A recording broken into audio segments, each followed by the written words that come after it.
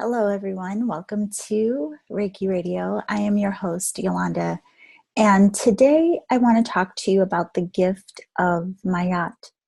And Mayat is an Egyptian goddess, and there's several reasons why this has been coming up for me lately. So I want to give you a little bit of background before we get into the depth of meaning of the show title, which is Light as a Feather. So one of the things I guess I'll just ask you right away is to consider what makes your heart feel heavy, and alternatively, what makes you feel light as a feather. And even when you have those moments where you are feeling so heavy, weighed down, whether by fear, stress, worry, doubt, whatever it may be, what is it that gets you out of that? And what causes that level of suffering? Now, we've all experienced the weight and the heaviness, and we've all experienced the upside, the lightness, the joy, the feeling of freedom. But in this dance and in this life experience, we all have an opportunity to manage how we function. And, I've talked to you about this on the show so many times before, but you are so resilient. And so even when we find that we are holding on to so many things that do cause us to feel this weight, this heaviness, we also have so many tools and abilities available to us to help us lift and transform and heal so that we can then become again light as a feather. So before we go too deep into this, I just want to say this is the first Reiki Radio that is also available as a video on YouTube. So if you are someone who has been listening to the podcast for the last few years, if you want to start watching the podcast, you can on YouTube. Now, this is the first one, and I won't necessarily record all of them this way, but I will be doing more moving forward. So hello to everyone who is watching the podcast for the first time. Okay, so that aside, I want to back up and talk about why this is coming up specifically around the goddess Mayat and give you some background around her in case you don't know who she is. So I want to start by saying that we all have some kind of connection or draw or interest to particular cultures or certain mythology or, different philosophies. And it doesn't matter where our family's origin is from or where we live or where we were born or our ethnicity or nationality. A lot of us experience feeling some strong draw or connection to other cultures or, again, certain stories that are, labeled as mythology and different philosophies, all of these things. And while, yes, on one hand, it can just be a genuine interest and no big deal, there are certain times where some of us feel that it's more than that. Like these things sound or feel familiar to us, and we just feel a deep connection, again, maybe with a particular culture, like some people feel very drawn to, different Asian cultures. Some people feel very drawn to like ancient Rome or old Grecian stories, or even just the cultural aspects of clothing, things like that. It really does vary. So for myself, it's always been Egypt. Now, when I was a young girl, I was always fascinated by the bust that you see of Nefertiti, that profile view of her. And even when I was in elementary, I begged my mom for a pair of earrings that were of Nefertiti. And my mom was also someone who loves artwork. And so when she, we always had art around our house, but when I was 13, she let me choose my own piece of art. And the piece of art that I chose was Egyptian. And it was, anyway, I'll actually show it to you all one day on the video. I still have it. But I've always been fascinated with ancient Egyptian culture, always feeling drawn to it for some reason, but it was never anything that I studied or really looked into. It was just this knowing or this resonance. And then as I, fast forward to my 30s, once I got into energy work, when I started having this intuitive awakening and I started to see, feel, and sense things with more depth, a lot of the imagery that I was seeing in meditation and in sessions and all of these things, they were all linked to ancient Egypt. And so then, depending on what I saw or who I saw, I would start to research different aspects to understand why. I'm not going to go into all of that today, and maybe we'll talk about that on a future episode, maybe more detail about past life connections. But I just wanted to give some background around how this came through for me around Mayat. So Mayat is an Egyptian goddess, and she is the goddess of truth and order between heaven and earth. She is all about justice. And if you see depictions of her, there are often depictions of her that look very similar to the goddess Isis, except for Mayat has a single feather in her hair. And that is an ostrich feather. And so you will hear about the feather of Mayat. Now that is what we're talking about today, and how this applies to our own journeys of transformation. And I think it's really interesting because what started happening, I'll back up a little bit. A few weeks ago, I started seeing feathers all over the place, feathers on the ground. I saw a feather in my house on the floor, just seeing feathers all over. And I know a lot of people associate seeing feathers with like the angelic realm or receiving messages and things like that. But it was never one of those symbols that I personally came across or saw. So when I started seeing the feathers, I didn't really think much of it. I mean, that popped to mind, but didn't think much of it. And then I kept hearing, at random times, light as a feather. And so then it brought to mind the story of Mayat as she relates to the story of what happens in Egyptian mythology when we die. So let's get into this part first, because this is where this gets very interesting to me. So we all hear, different cultures, and even, through mythology, there are different stories of life, creation, how we got here, and death.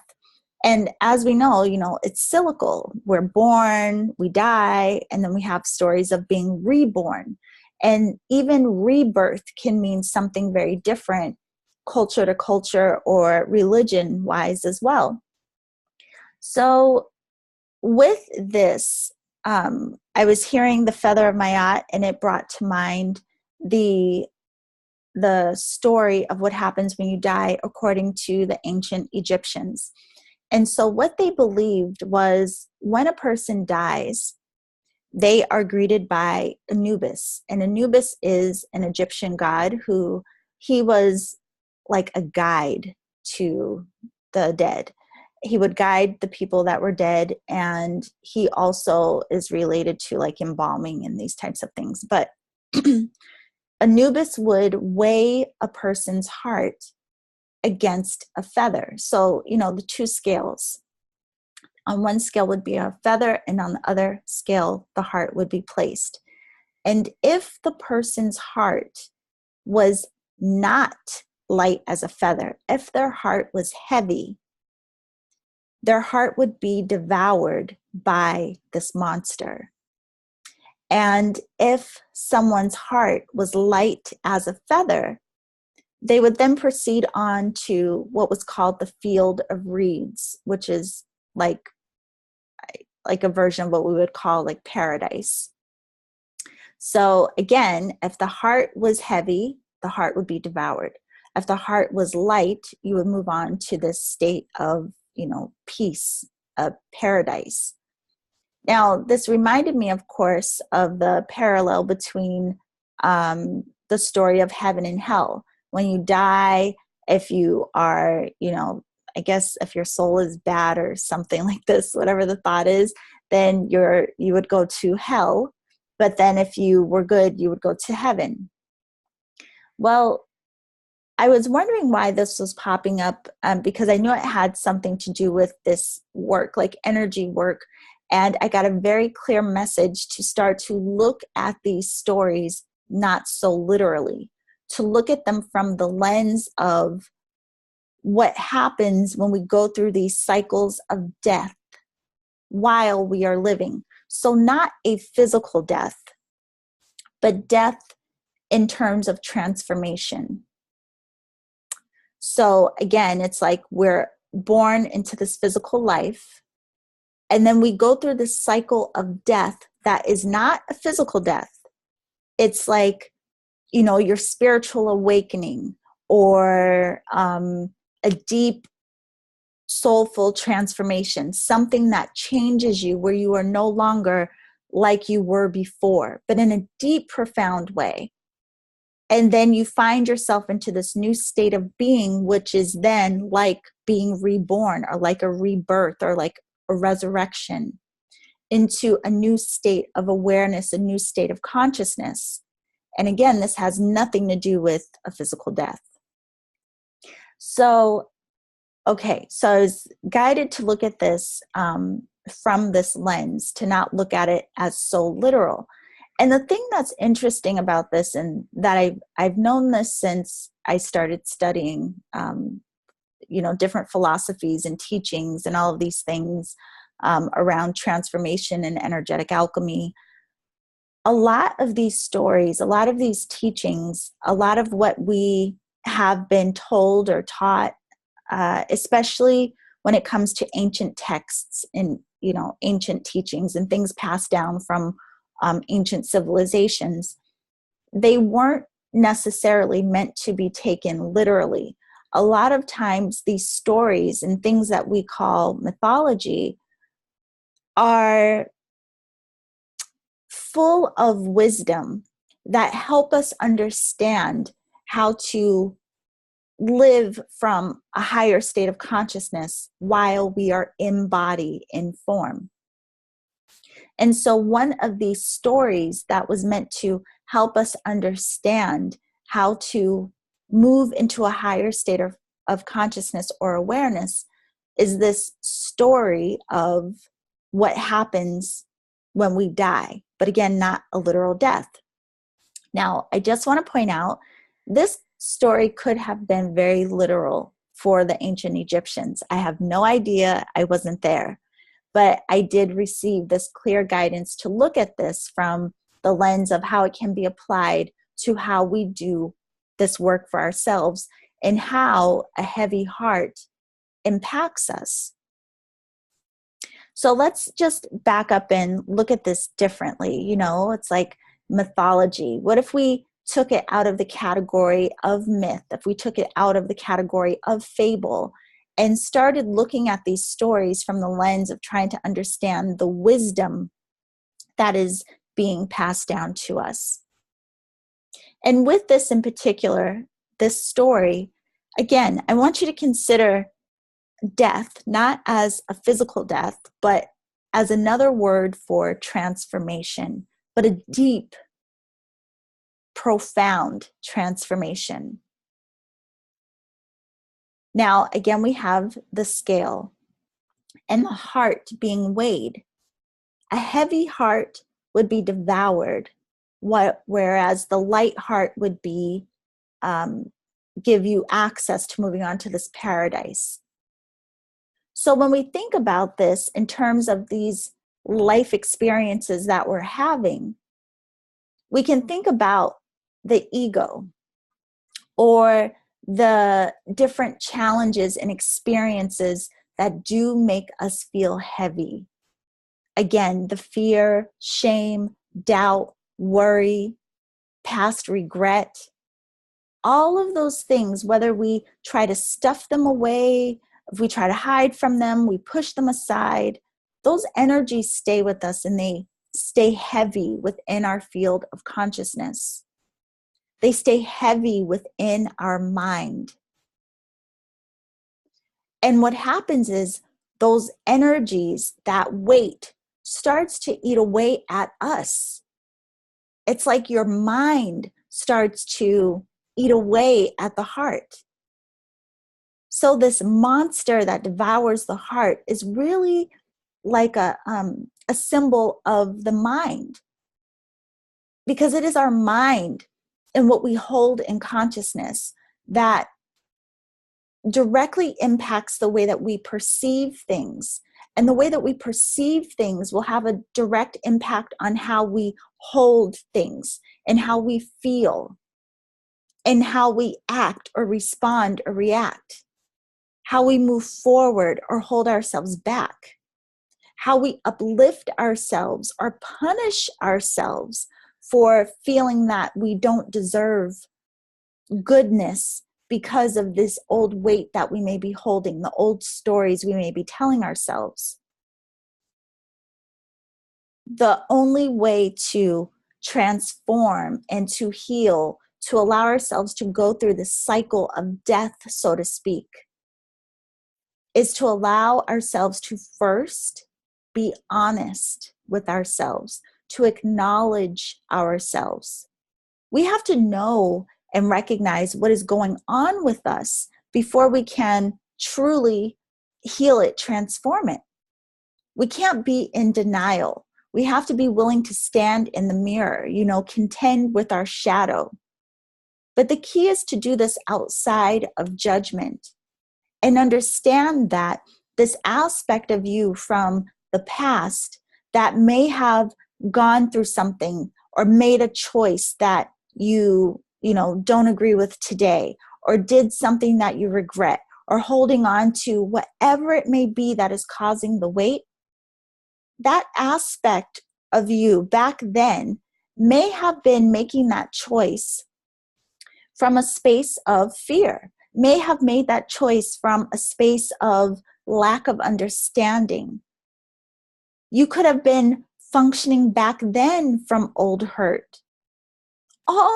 The reasons are numerous, but regardless of what that may be, you have choice to stand in the mirror today, to acknowledge yourself outside of judgment and say, you know what, it's okay. I'm willing to see myself from a higher perspective, to understand my choice, whatever experience I had, from a higher point of view, so that I can step out of the weight, step out of these stories that are devouring my heart, to allow myself to lift into a space of transformation, compassion, love, forgiveness, to allow myself to facilitate this energetic alchemy so that I start to support myself in moving from this heaviness into this lightness. This also reminds me of how in all different cultures, they all have stories of our inner duality, our dualistic nature. Now, the stories are different. We may hear it referred to as the yin and yang. We may hear it as heaven and earth. We may hear it as light and dark. We may hear it as feminine and masculine. Everything that these stories are telling us that are describing this duality or this polarity, there's also this aspect to the stories that speak to the importance of harmonizing, finding union, not to be so extreme, and not to like rid one or the other. We need both. We are both. Just like the feminine and masculine, we are all comprised of both the divine feminine and the divine masculine. These two frequencies coming together are what cause and allow creation, that allow us to be here. Same, light and dark. We all have these aspects. Yin and yang. We all have these aspects. You know, heaven and earth. We are those aspects. For those of you who are really tuned into the chakra system, you know that the lower chakras are directly related to our earthly experience. And the upper chakras are related to our spiritual nature. And the heart is where they come together and harmonize. It bridges the gap. There's unification, there's wholeness. That's why even when we do the mudra of bringing our hands together in prayer position, where do we do that? In front of the heart. It's like bridging the gap. Heaven and earth, yin and yang, as above, so below, unifying at the center of our being, finding harmony together. Now, this is the same. When we are talking about the heart being heavy, when the mind is literally devouring the heart, how do we find harmony? How do we balance within ourselves? And interestingly, again, Mayat is the goddess of truth. We have to be honest with ourselves to find this harmonious balance. She is the goddess of order between heaven and earth, that duality, the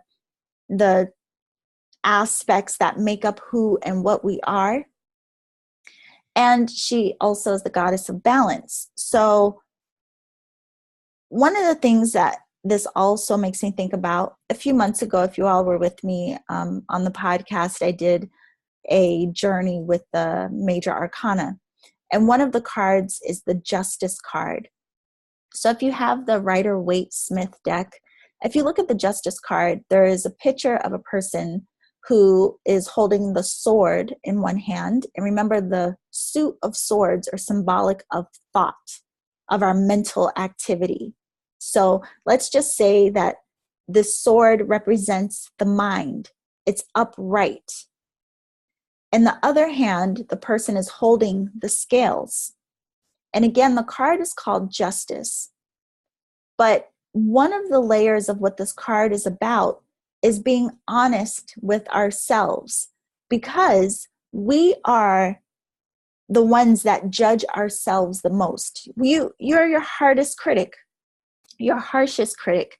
And if you are judging yourself, if you are beating yourself up for old decisions, old experiences, even if you're holding on to grudges, beating up somebody else in your mind, all of that is making the heart heavy. You are allowing the mind, again, to devour you.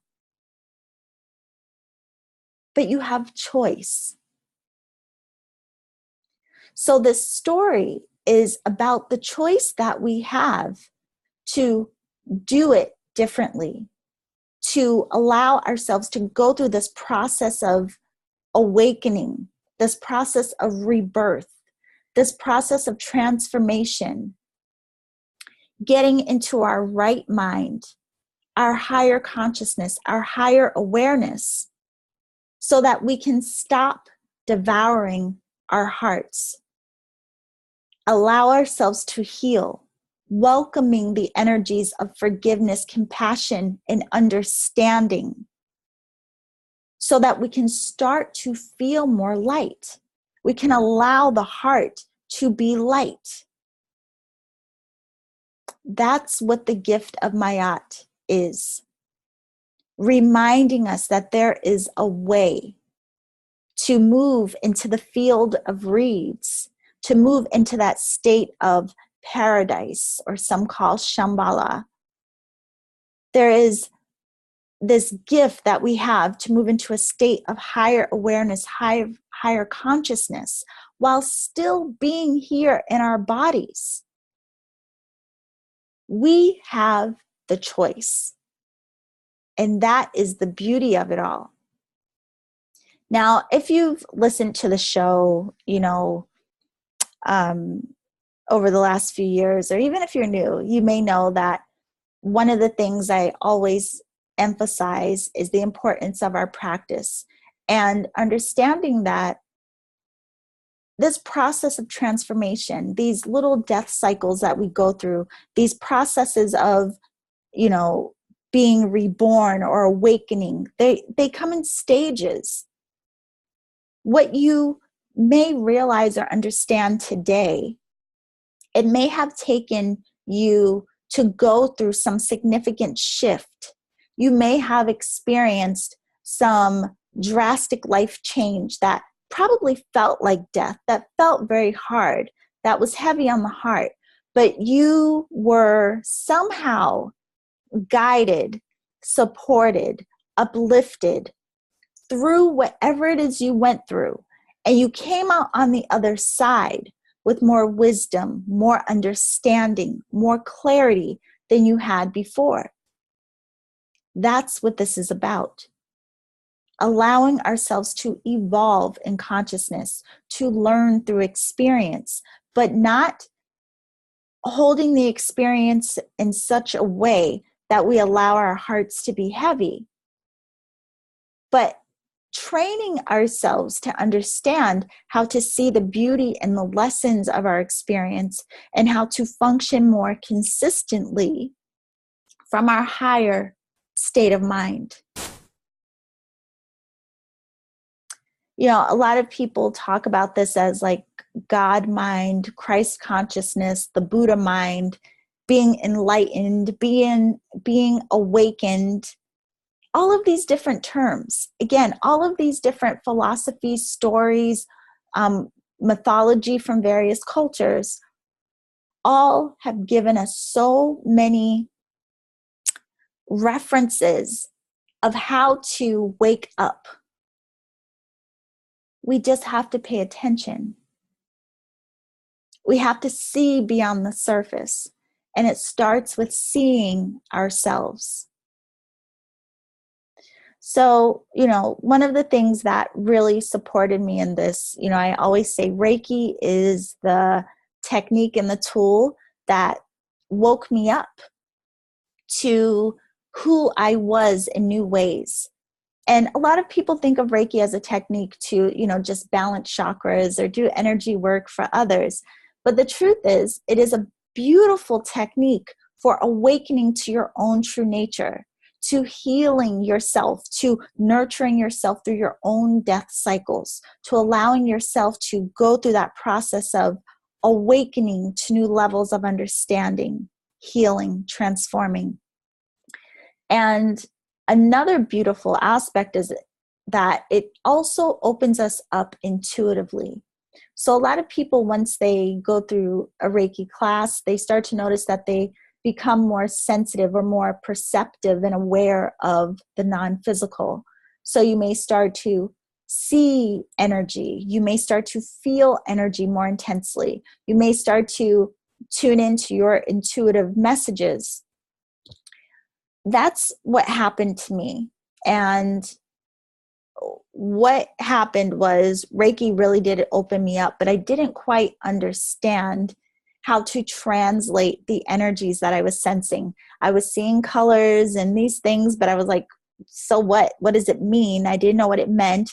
I could feel energy more intensely than I ever had before, which in some ways was kind of annoying. But again, I was like, well, what's the point if I don't know what it means or what it is? So I started taking intuitive development classes just to broaden my own scope, to deepen my own understanding and my own awareness.